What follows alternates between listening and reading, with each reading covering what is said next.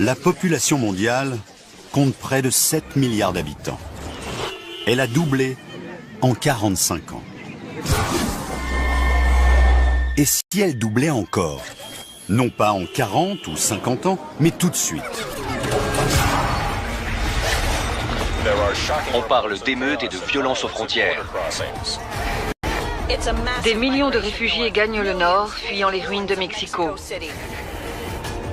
Los Angeles connaît son 3e jour consécutif d'émeutes. La population réclame de l'eau, mais les aqueducs sont à sec. Aurions-nous assez de place? Assez de nourriture? Assez d'air respirable? Assez d'eau? Voici ce qui arriverait si la population mondiale atteignait brusquement les 14 milliards d'habitants.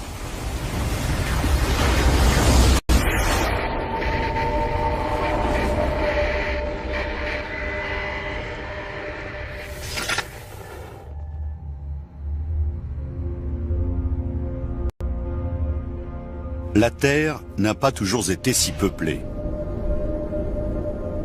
À l'époque où les pyramides ont été construites, la planète comptait moins de 30 millions d'êtres humains.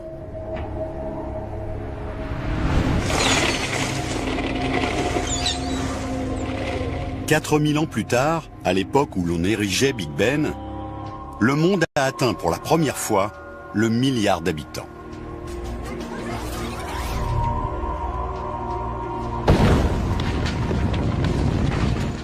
À peine 80 ans plus tard, au moment où le mont Rushmore a été sculpté, elle avait déjà doublé et atteignait 2 milliards.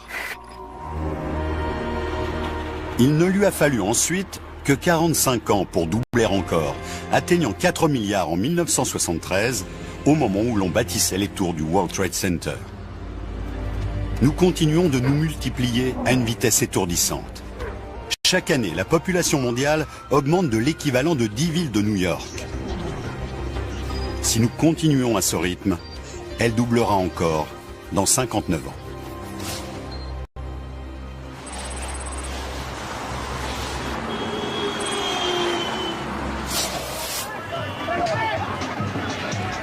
Le monde a déjà du mal à gérer ses 7 milliards d'habitants.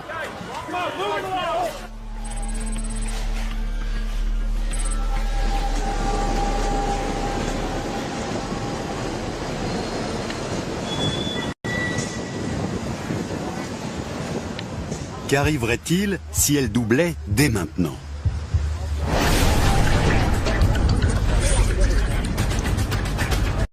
À New York, en Asie, tous les pays de la planète sont submergés.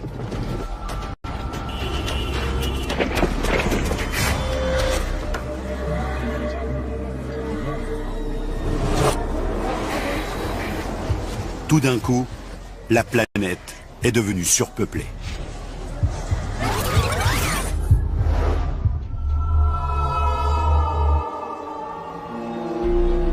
Chaque personne a besoin de nourriture, d'eau, d'un logement.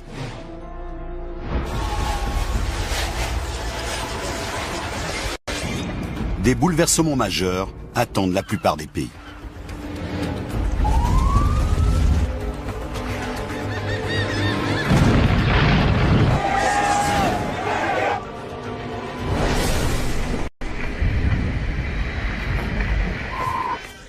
Voici le premier bébé américain de l'année.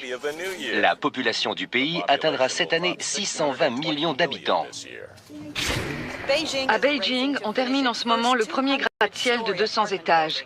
Il culmine à plus de 800 mètres de haut. 10 autres sont prévus pour l'an prochain. Le maire de New York a approuvé la construction du premier super gratte-ciel de la ville.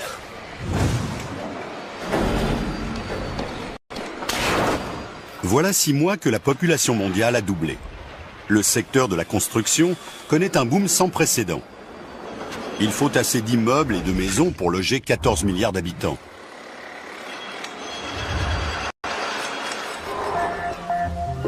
À Los Angeles, métropole coincée entre l'océan et les collines, on construit partout où l'on peut.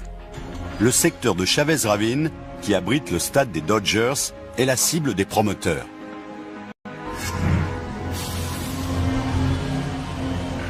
Manhattan est une île et ne peut se développer que vers le haut. Les architectes tentent de trouver un moyen rapide de gérer l'explosion de la population.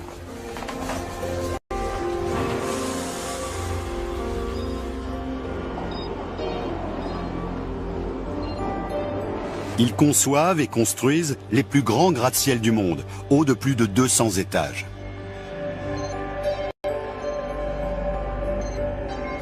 Ces nouvelles tours sont extrêmement lourdes. Elles pèsent jusqu'à 1 million de tonnes. La solution la plus facile pour soutenir ces immenses tours, c'est de les bâtir sur le soubassement rocheux. On évitera ainsi qu'elles sombrent dans le sol. À Manhattan, les premiers gratte-ciel de l'histoire ont été construits sur Wall Street. Le substrat rocheux y est plus proche de la surface. Mais à présent, ils vont s'élever bien plus haut. Des milliards de gens attendent un logement et la claustrophobie s'installe.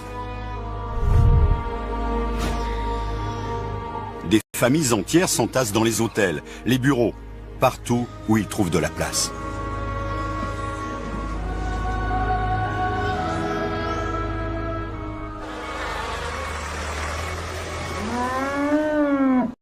Mais d'autres problèmes apparaissent. Nous commençons à manquer de nourriture. Avant que la population ne double, les terres agricoles occupaient une surface équivalente à la totalité de l'Amérique du Sud. Il faut en créer de nouvelles, d'une surface égale à 2 fois l'Europe.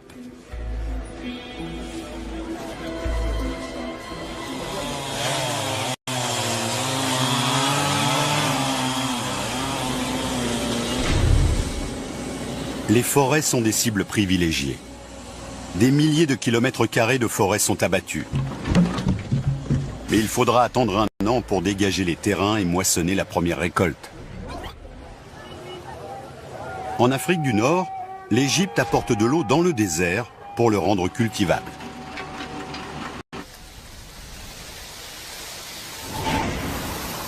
Avant le doublement de la population, on disposait d'assez de maïs et de blé pour nourrir la planète pendant 12 semaines. La Chine et l'Inde ont déjà englouti leurs réserves. 5 milliards de personnes souffrent de la faim.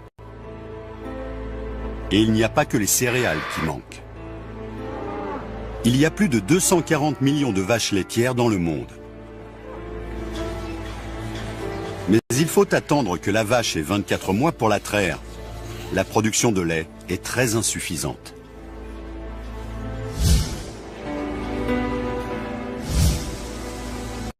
Le prix de la nourriture grimpe en flèche. Dans le jargon des économistes, on assiste à ce qu'on appelle une hyperinflation. Au supermarché, le panier moyen coûte $700. Les États-Unis ont un avantage sur de nombreux pays. Ils exportaient chaque année 72 millions de tonnes de céréales, dont 45 millions de tonnes de maïs, un peu plus du quart de la production.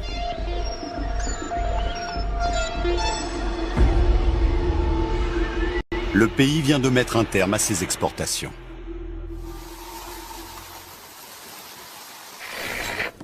Depuis 3 jours, les délégués des Nations Unies mènent la campagne « Nourrir l'Amérique d'abord ».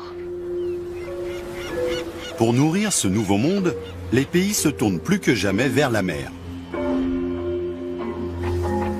De gigantesques filets de 1,5 km de hauteur ratissent les océans pour attraper des poissons.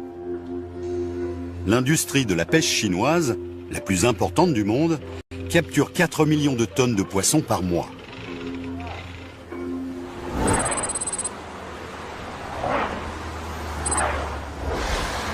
Nos infrastructures sont mises à rude épreuve. Des poids lourds de plus en plus nombreux roulent 24 heures sur 24 pour nourrir une population affamée. Aux États-Unis, un tiers des autoroutes étaient déjà en mauvais état. La brusque augmentation de la circulation entraîne des catastrophes.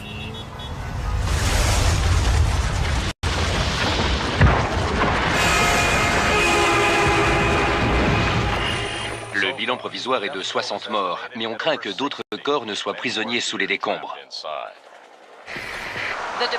Le ministère des Transports a annoncé la fermeture de milliers de ponts pour inspection. Cela fait à peine 6 mois que le monde se bat pour répondre aux besoins de 14 milliards d'êtres humains. Pour la nourriture, le logement. Mais la crise la plus grave est encore à venir.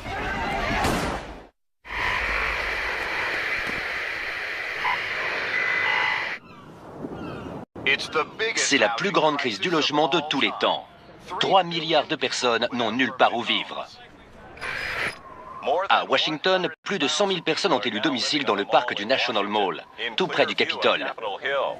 Pour l'instant, le président se refuse à les en déloger. 200 000 personnes campent dans Central Park, sur un lopin de terre estimé autrefois à 500 milliards de dollars. Cela fait maintenant 1 an que la population mondiale a doublé. Le monde est en crise. D'immenses campements surgissent partout dans les villes.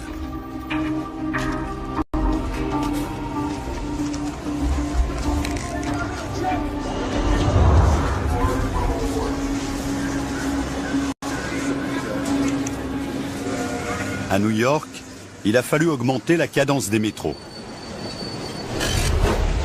Il y en a maintenant toutes les 2 minutes. Le maximum autorisé par le système de sécurité. Désormais, près de 500 000 personnes transitent chaque jour par la station de Times Square. À l'heure de pointe, on y étouffe. Dans les rues, les bus sont toujours bondés. Un seul bus permet de remplacer 25 voitures. Mais cela ne suffit pas.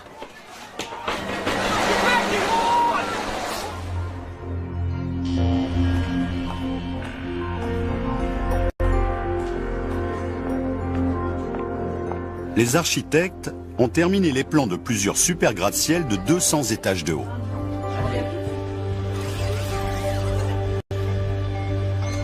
Un seul de ces immeubles doit permettre de loger 10 000 personnes.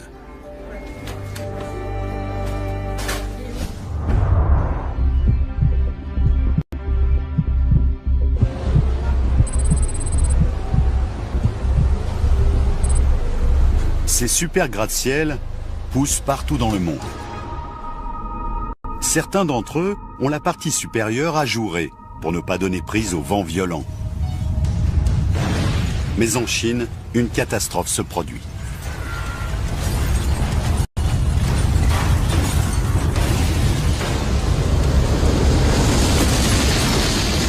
L'immeuble de 200 étages avait été construit sur une ligne de faille non détectée. Le poids du bâtiment a déclenché un tremblement de terre. Les sauveteurs fouillent les décombres. Les autorités ont indiqué que le séisme avait fait plus de 3000 morts.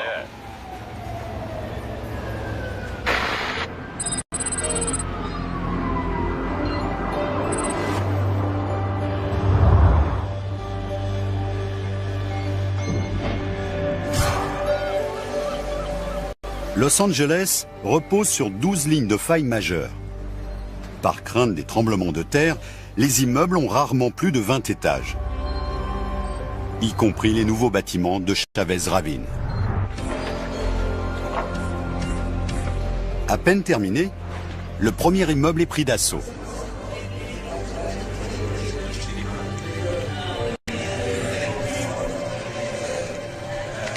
L'époque d'une cellule familiale unique pour chaque toit est révolue.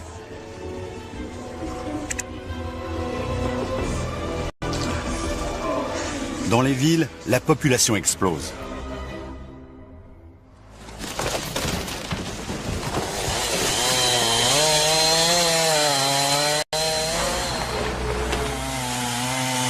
Mais il y a un prix à payer pour ce boom de la construction. Pour bâtir la structure en bois d'une seule maison, il faut parfois abattre une centaine d'arbres. Pour construire 5 millions de logements, on a besoin d'une forêt grande comme un département. D'immenses trouées balafrent les zones boisées du monde entier. Et ce n'est pas la seule ressource naturelle qui est surexploitée. À New York, le réseau des eaux a été conçu pour fournir 3,8 milliards de litres par jour. Mais désormais, 2 fois plus de gens prennent des bains, tirent la chasse d'eau, et cela double la... La ville de Los Angeles vous rappelle que le rationnement strict de l'eau a commencé. Chaque foyer a droit à 55 litres par jour. Les niveaux seront relevés régulièrement. Cette eau que l'Occident a toujours considérée comme allant de soi est précieuse.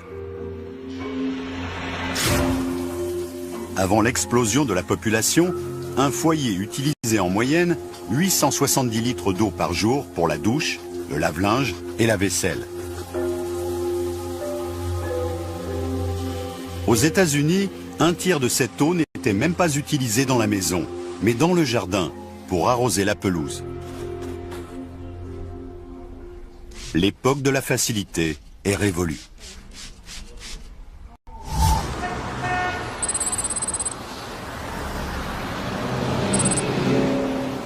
À Londres, l'approvisionnement en eau de 12 millions de personnes dépend de la Tamise.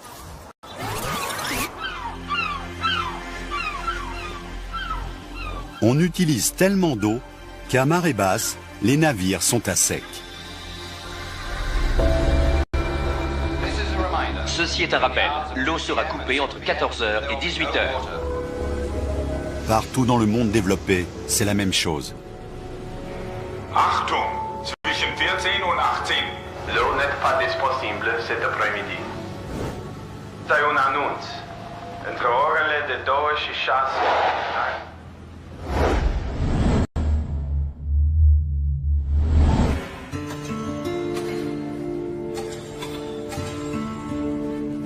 Les agriculteurs plantent de nouvelles espèces qui ont besoin de très peu d'eau. En modifiant les gènes du maïs et du blé, les plantes peuvent survivre avec moins d'eau de pluie ou d'arrosage. Ces plantes résistantes à la sécheresse sont très demandées.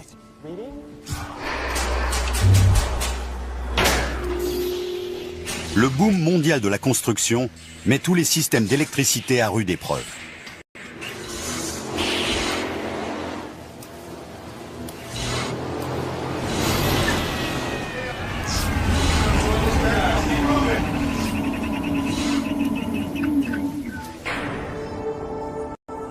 En Amérique du Nord, 100 nouvelles centrales nucléaires sont construites à la hâte. Mais certaines mettront 10 ans avant de devenir opérationnelles. La solution la plus rapide, c'est le charbon. En Chine, 4 nouvelles centrales au charbon sont mises en service chaque semaine. Même chose en Amérique du Nord. Et pour préserver l'énergie, nombre de pays mettent en place des couvre-feux.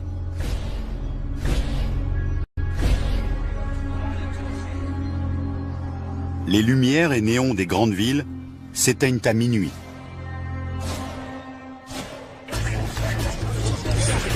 « 14 milliards d'habitants. C'est un poids énorme pour notre planète. Bientôt, nous devrons faire des sacrifices majeurs. Mais ce ne sera pas suffisant.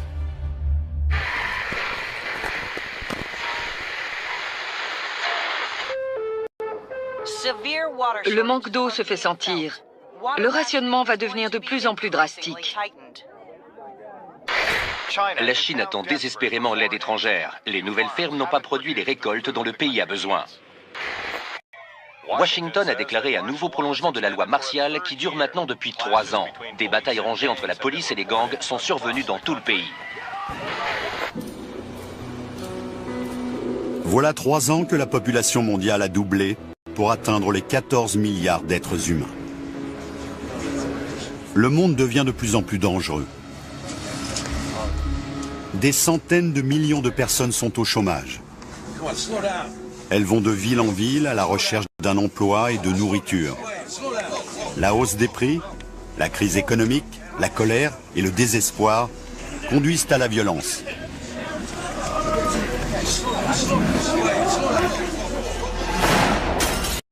On pille des maisons pour trouver de la nourriture et de l'eau. L'ordre public n'est plus qu'un souvenir.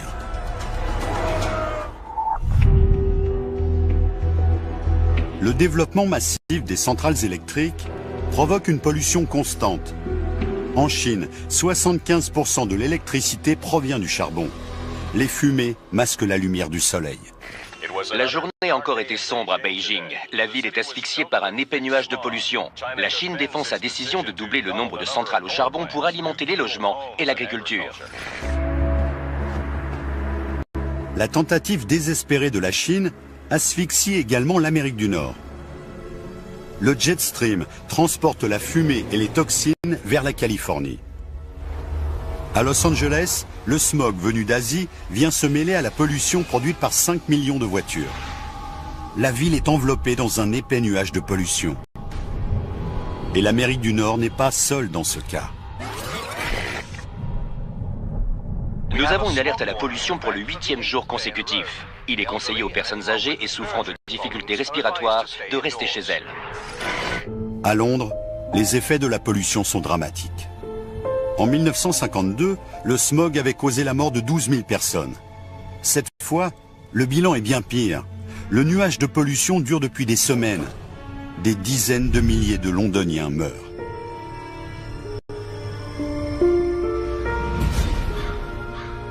Nos ressources naturelles s'épuisent. Des émeutes ont éclaté ce matin. Il faut maintenant faire 3 heures de queue pour obtenir sa ration d'eau. La garde nationale veille sur les fontaines publiques pour maintenir l'ordre. À Los Angeles, l'eau est de plus en plus rationnée. Chaque foyer n'a droit qu'à quelques heures d'eau par jour. On fait la queue pour accéder aux fontaines publiques.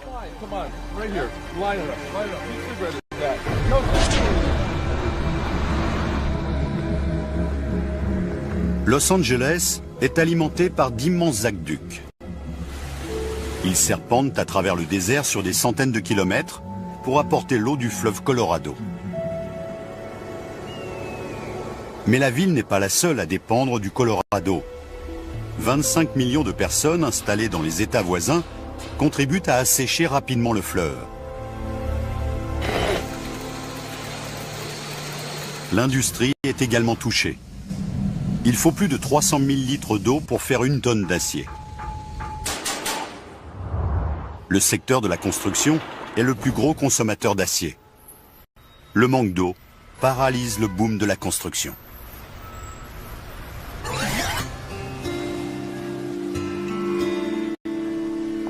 Pour trouver de l'eau, les villes côtières se tournent vers la mer. Ainsi, Los Angeles table sur des usines de désalinisation pour fournir de l'eau à une population de 20 millions d'habitants.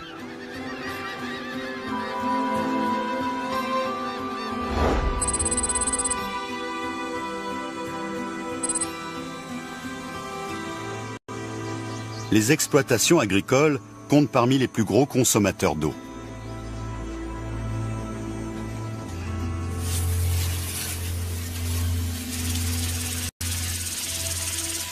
Comme Los Angeles, les fermiers de l'Ouest américain dépendent de l'eau du fleuve Colorado. On en a accumulé des réserves dans le barrage de Hoover, mais son niveau est en chute libre.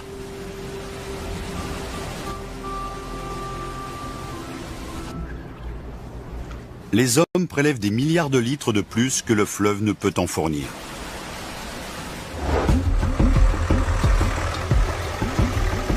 Et le manque d'eau n'est pas le seul problème dont souffrent les fermes. Pour obtenir des récoltes plus importantes, les agriculteurs utilisent plus d'engrais et de pesticides qu'ils ne l'ont jamais fait.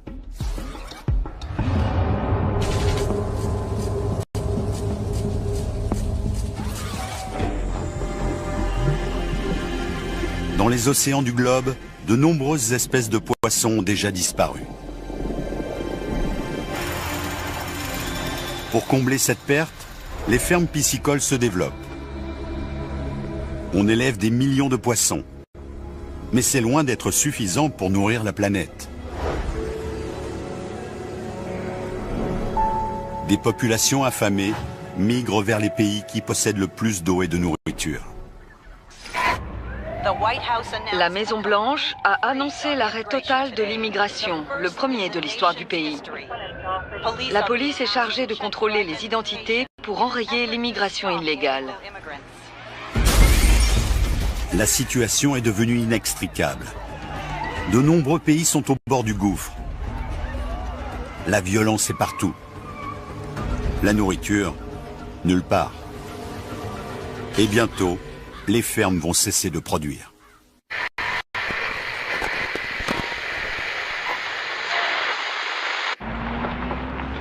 Selon les Nations Unies, l'Afrique centrale est désormais une zone sinistrée. 30 millions de ceux qu'on appelle les réfugiés de l'eau sont sur les routes.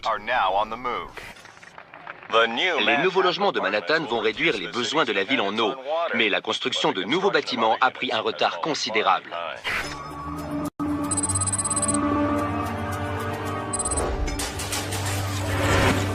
Voilà 7 ans que la population mondiale a doublé. À New York, les campements de fortune de Central Park ont disparu, remplacés par une forêt de gratte-ciel et de chantiers. Mais le manque d'eau et d'électricité retarde de plusieurs années la construction de nouveaux bâtiments. Cette crise semble insurmontable. Dans les rues, la vie aussi a changé. Après des années d'embouteillage permanent, il a été décidé de fermer la ville aux voitures.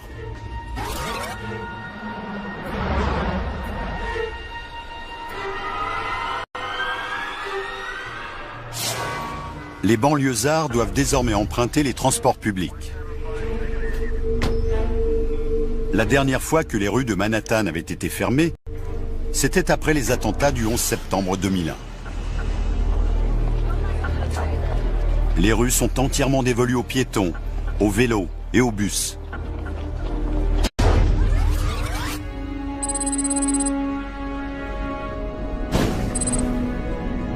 La production d'énergie a changé elle aussi.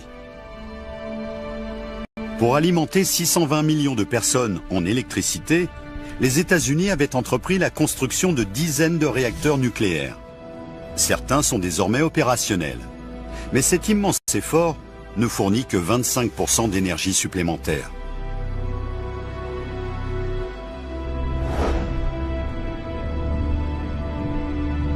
Pour compenser, on tire parti des forces de la nature. Dans le désert de l'Arizona, on a installé des centaines de panneaux solaires. D'autres pays ont choisi d'exploiter le vent. Mais il faut 10 000 éoliennes pour fournir de l'électricité à 10 millions de foyers. Et parfois, le soleil ne brille pas et le vent ne souffle pas.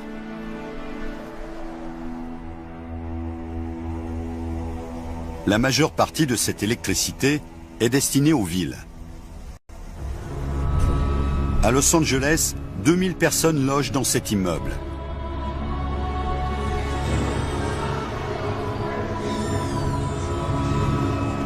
Les familles qui y vivent utilisent 2 fois moins d'électricité que celles qui habitent dans des maisons.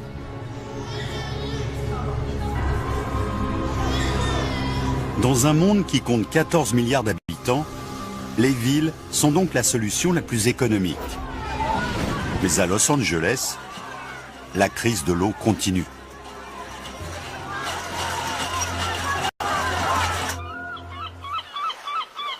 La ville a ouvert une douzaine d'usines de désalinisation de l'eau. Mais l'énergie nécessaire à leur fonctionnement fait grimper le prix de l'eau.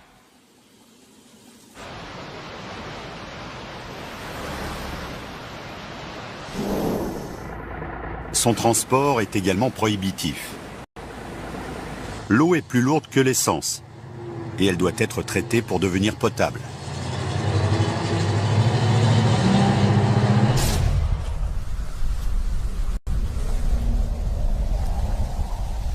La crise de l'eau affecte aussi durement les campagnes.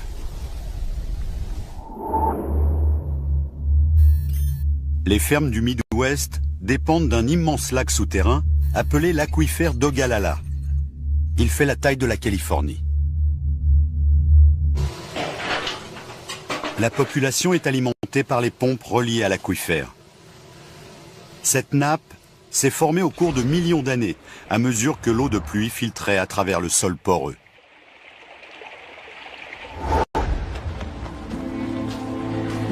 Mais au bout de 7 années d'exploitation intensive, les nappes souterraines de l'Ogallala sont en train de s'assécher.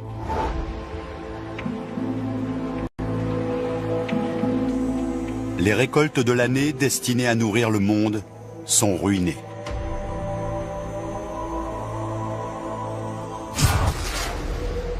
L'eau utilisée dans le monde vient pour les 2/3 de l'irrigation.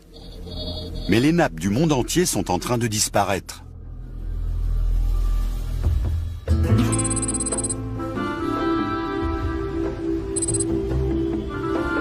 Or, de nombreuses villes en dépendent.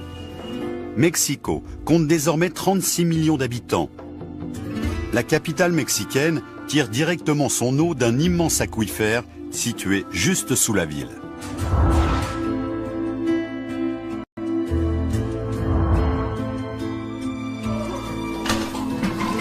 Mais les tuyaux qui apportent l'eau fuient.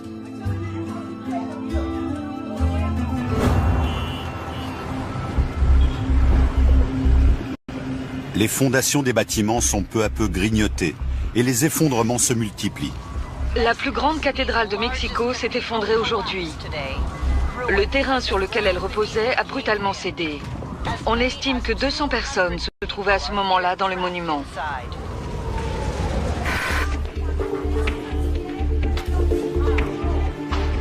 Mexico est une ville sinistrée. Elle commence à se vider de ses habitants. Et ce n'est pas la seule. Il devient impossible de vivre dans beaucoup de pays, du fait de la pollution et du manque d'eau. Cette crise déclenche des mouvements migratoires inédits dans l'histoire de l'humanité.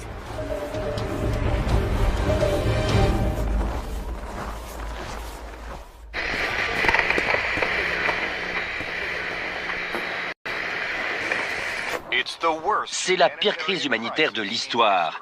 Les réfugiés de l'eau sont de plus en plus nombreux. Des millions de gens sont jetés sur les routes. Une population désespérée et affamée se masse aux frontières de nombreux pays. Ils réclament avant tout de l'eau.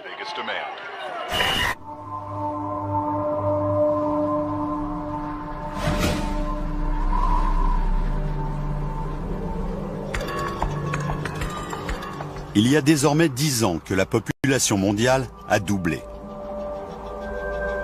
Des centaines de millions de gens quittent leur ville et leur village. Le long des côtes de Californie, de nombreuses usines de désalinisation ont cessé de fonctionner. Cette ville, qui comptait autrefois 20 millions d'habitants, est déserte.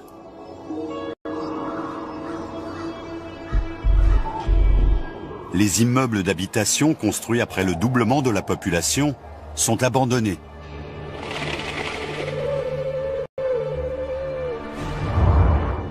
Le rêve californien s'est évanoui. Il dépendait de l'eau stockée dans de vastes réservoirs sur le fleuve Colorado. Mais ces derniers sont pratiquement vides, asséchés par des villes trop peuplées et des exploitations agricoles trop gourmandes en eau. Les fermes sont privées d'eau. Les agriculteurs n'ont plus le choix. Ils doivent quitter leurs terres.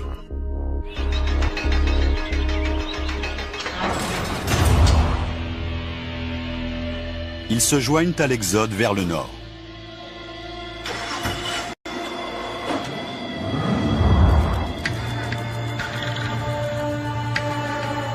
Leur destination ?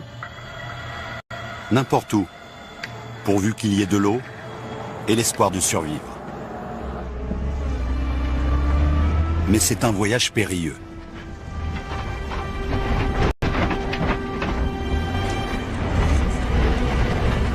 Il est dangereux de boire l'eau des mares et des ruisseaux. Ils sont remplis de pesticides et d'engrais liés à la surproduction agricole.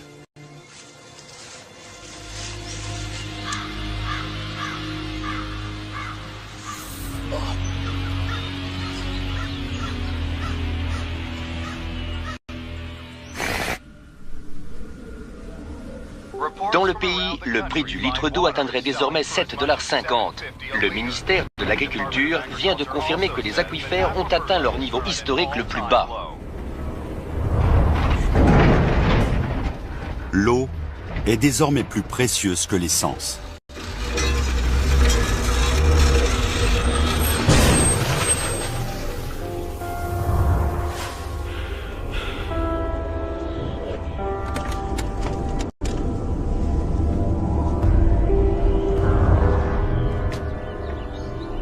Nous avons besoin d'environ 2 litres d'eau par jour. Si nous en sommes privés, notre corps commence à se déshydrater au bout de 2 jours. Nous cessons d'uriner et de suer.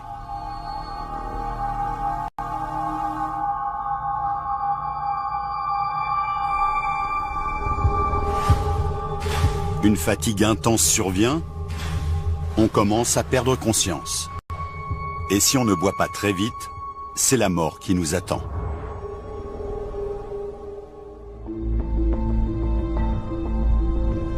L'eau est de plus en plus polluée. Les affluents du Mississippi transportent des produits chimiques et le fleuve les rejette dans le golfe du Mexique.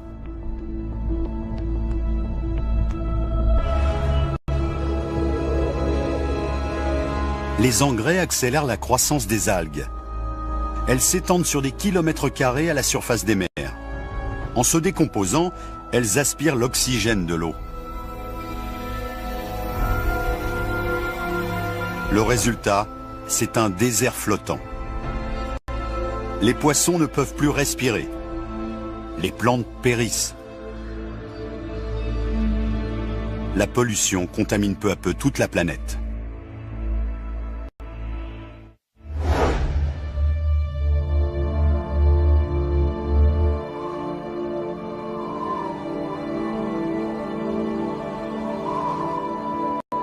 Après des années de surproduction agricole, la terre est dévastée. En Afrique, le Sahara gagne du terrain et oblige 100 millions de personnes à quitter leur terre.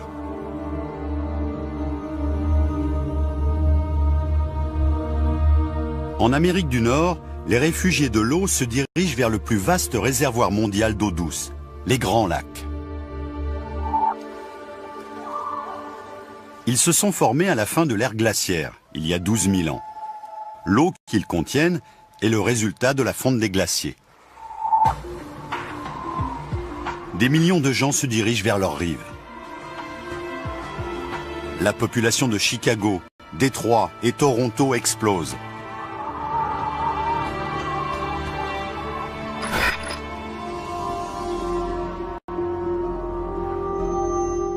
Il existe d'autres réserves d'eau douce.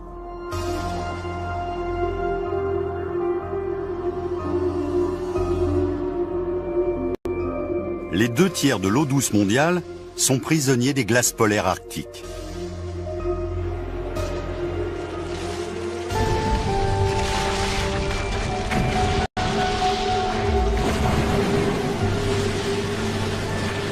Au pôle Nord, on dynamite des pans entiers de banquise. On remorque ensuite les icebergs vers les villes côtières.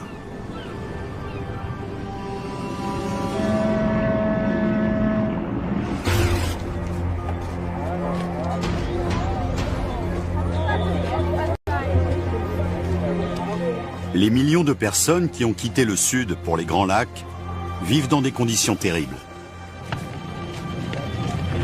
Ils s'entassent dans d'immenses campements de fortune aux environs des villes.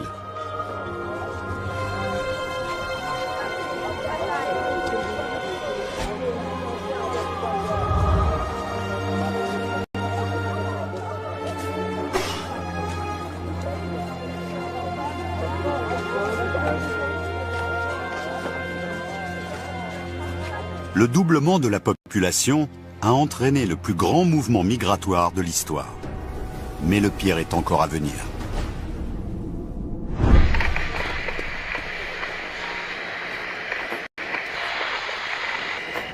La population mondiale est en chute libre. La Chine ne compte plus que 700 millions d'habitants, contre 2 milliards il y a 35 ans. En Afrique, pour la première année depuis ce qu'on a appelé la Grande Famine, la population n'a pas baissé. En 10 ans, 1 milliard de personnes sont mortes de faim et de soif. Les États-Unis ont annoncé que la population comptait 150 millions d'habitants, contre un chiffre record de 600 millions.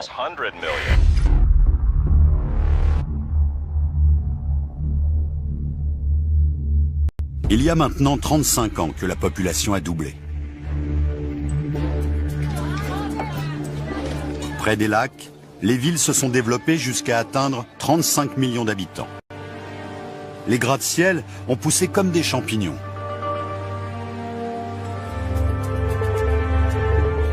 La nuit, ces gigantesques cités brillent de mille feux. Mais le reste de l'Amérique du Nord est plongé dans le noir.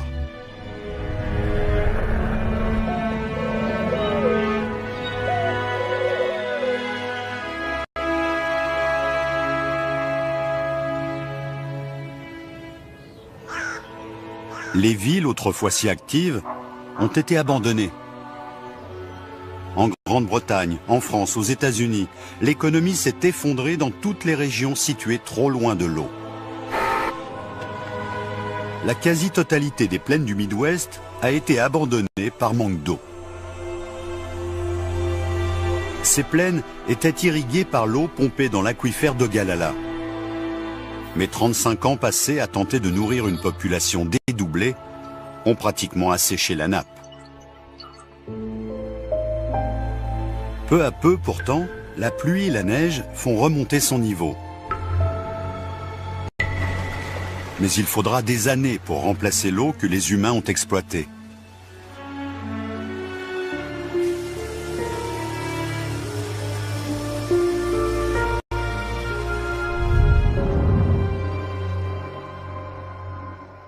Des milliards de gens sont morts de faim et de soif. Le monde ne peut nourrir une telle population.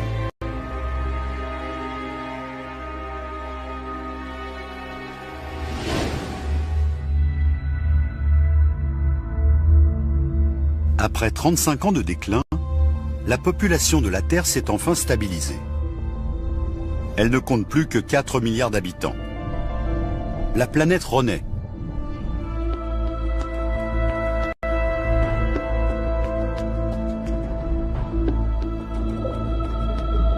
Dans les océans, les stocks de poissons que nous avions épuisés se recomposent lentement. Les forêts regagnent les zones qu'elles occupaient avant l'installation de nouvelles exploitations agricoles. Pour la première fois depuis des décennies, les fleuves coulent sans entrave. Ils ne sont plus captés par des barrages, ni dérivés pour l'irrigation. Le niveau des réservoirs du fleuve Colorado remonte.